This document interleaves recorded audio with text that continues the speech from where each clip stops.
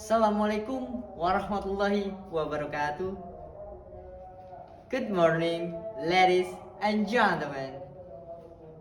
Thank you for the opportunity and let me introduce myself.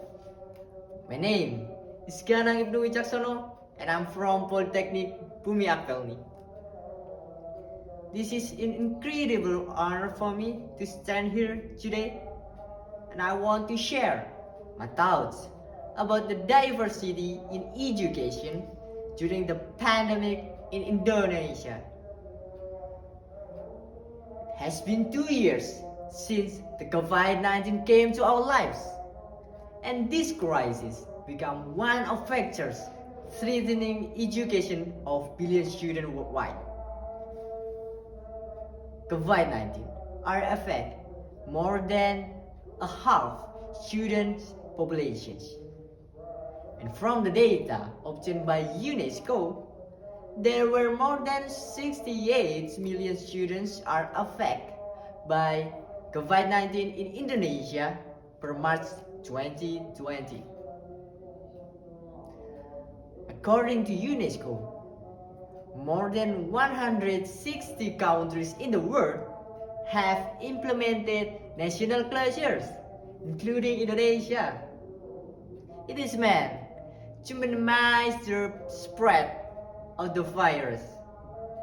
As we know that Indonesia has done it to reduce the risk by dismissing all schools activities. Our schools and universities are closed. It can be seen that the way of education running has changed. The Ministry of Education has tried many things to make the school's activities still running. And the policy says that the teaching and learning process conducted by virtual online meeting. Then, in Indonesia, we have implemented a distance learning.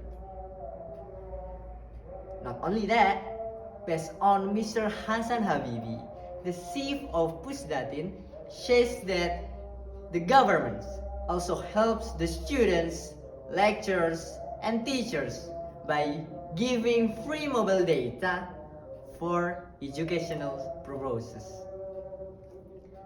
In addition, the governments make the use of televisions and radio as a media for providing educational programs. They believe that the televisions and radio still become an attractive media for students. The Ministry of Education, also called Kemendikbud, also developed an application called Ruang Rumah Belajar in order to keep students learning. Having this kind of learning environment make the students exploring the differences of study at schools and study at homes. By understanding that, the students will open their mind to have good insight about what has happened and what they should do in order not to waste their time. The governments made such decisions based on the principle of safety. Moreover, it is meant to make the students keep learning. We don't want to have a lost generation which the students can fall behind because they skip the schools. Another thing is, we can make a learning environment multicultural and diverse. At first, we have to adapt because this is our first time experience on these situations. Not only in Indonesia, most countries in the world have same experience. Has been more than 2 years having online schools. This is very challenging for both, for students and the teachers. For students, it's hard to understand the materials, and sometimes the students don't want to join classroom with many reasons. In fact, the teachers and lecturers have less control when they do the online schools. This is an important issue which need to be paid attention.